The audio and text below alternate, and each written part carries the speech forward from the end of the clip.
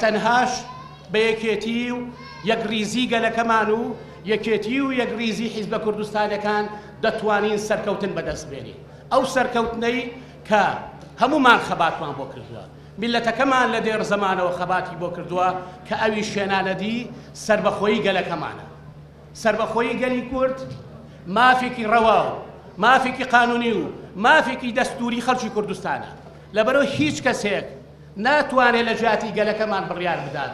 ئەوە گەلە خۆی بڕیارەدات لە چارەنووسی خۆی و لە داهاتووی خۆی بەرەو سەربەخۆیی کە یەکێتی نیشتیمانی کوردستانیش یەکێکە لەو حیزبە سیاسیە کوردستانیانەی کە لە سەرەتای دامەزراندنەوە لە پێناوی خەڵکو بۆ پارێزگاریکردن لە بەرژەوەندی خەڵکو لە پێناوی هێنانەدی ئاوات و ئامانجی خەڵکا خەباتی کردووە کە یەکێک لە پرەنسپە بنشینەکانی ئەویش مافی چارەنووسە.